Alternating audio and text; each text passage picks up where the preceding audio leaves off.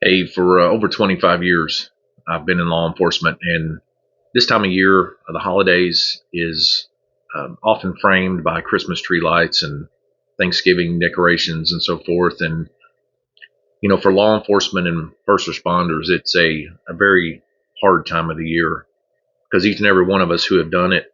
I've been retired from the KSP for going on 8 years, and I've been a school resource officer for the last 2.5. So I've had um, 27, 28 years of experience with things that go on during this time of year. And, you know, if you can make it through the holidays without a tragedy or someone you know or love having something happen or something in their family, then, you can chalk it up to feeling very, very blessed. But with law enforcement, I don't remember how many times I would be sitting at the table trying to eat my dinner at Thanksgiving because I usually worked them. About 90% of them I worked, and have to get up and go to a domestic because they've, you know, and it was a lot of times the same places. But you would go to the house and they've not seen each other since the previous Thanksgiving, and they bring up old things that they've had against each other, and it's on, and they'll fist fight and hit each other with turkey legs and throw stuff at each other and try to stab each other and all that. And you've got kids in the background watching all this, and that was just such a hard thing to do. Of course you were annoyed you had to go to something like that, but then you get there and you're just like, really, you couldn't just set aside your differences for one day, and not bring up something that happened 15 years earlier. But that's just the way it was. And that's kind of the the more toned down part of it. But I was an accident reconstructionist, and I did fatalities for 15 of the years that I was on the road, which was 17 of my 25. And whenever there was a fatality or a bad wreck, I would get called to it. And it was somebody that didn't make it to their Thanksgiving dinner, or after Thanksgiving they didn't make it to their Christmas get together with their family, and that was always so hard. You had packages, thrown across the road, and um, vehicles just torn to shreds, and people that didn't make it. And I mean, I worked so many of those that just and what sucked about doing that, the reconstruction part of it, was I had to tell loved ones that their family wasn't coming home, or they weren't, not see them anymore. And that was just that's something that still haunts me to this day. The reactions, the screams, the people just falling in the floor or passing out or fainting, all that. And that stuff you just never unsee or unhear. And the worst part about it is you've seen their loved one, you know, um, just decimated by another vehicle or running into a tree, or whatever happened, and that was just always so tough. But even worse than that, you had suicides. It was such a prevalent thing to work suicides that you would find a father who had lost his job, and he was down on his luck and sat in front of the Christmas tree and put a shotgun in his mouth, and the family comes home to find him like that, and that's something they'll never get over. Uh, or I had one that sat looking at the Christmas tree, but went in the bathroom so that I guess it wouldn't make as big a mess, and basically leaned over the bathtub, backwards, and shot himself, and just had that lifeless stare at the tree, whenever they walked in and saw him.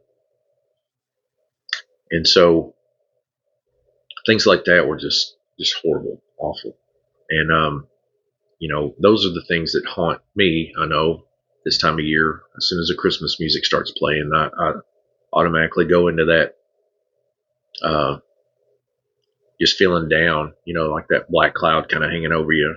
And it's hard to walk in Walmart or anywhere like that that's got the music playing and the Christmas stuff everywhere. And I try to be present for my family, in my kids, and now I've got a grandbaby, and you try to block all that out. It's just almost impossible to not think about it. Or driving past a place where I've worked a wreck, and it just coming right back. So, but the rewarding part of it was that we actually got to take kids, through donations, the money we raised. We would take kids to shop, like shop with the cop or shop with the trooper, and take them to Walmart and let them spend $100 or $150 a piece.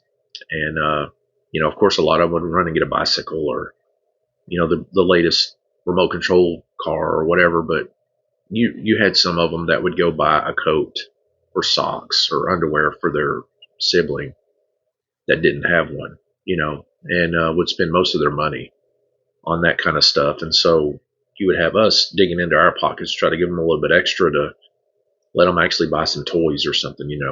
And then you had parents. We had to start keeping the receipts, because parents, some of them would start going and trying to take that stuff back to get the money for it so they could go buy cigarettes or whatever. And it was just, yeah. So you have people like that too. But anyway, if you know people that are struggling this time of year, seasonal affective disorder is a thing.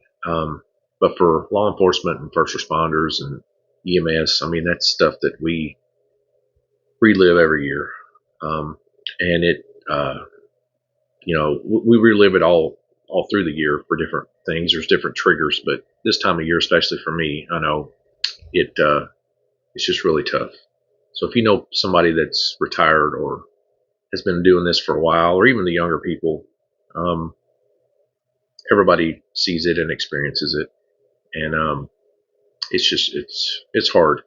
So anyway, I was going to try to make a big production video and use some B-roll and all this other stuff I've been reading about since I started this not long ago. But I'm in my comfy shirt. I'm off today, and I just thought, I need to just get on here and talk about it.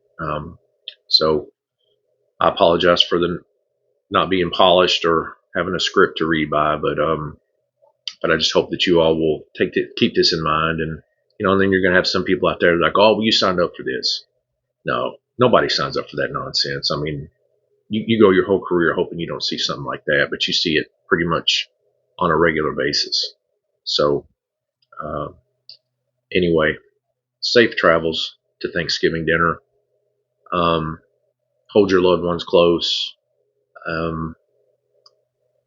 Safe travels to Christmas gatherings, and just keep your law enforcement folks and your first responders that just keep a check on them. And with all the other stresses you have, trying to pay bills, trying to take care of things, keep everything together, be the glue that holds the family together, that stuff all weighs on you too. And then this kind of comes in, out of left field this time of year, and it makes it rough. So anyway, I apologize for the length of the video, but hopefully some people will get something out of it, and if it just helps one person, it was worth it. But give me some comments in there. Let me know if you kind of feel what I'm feeling, and at least we can come together and support each other. So thanks for your time, and talk to you soon.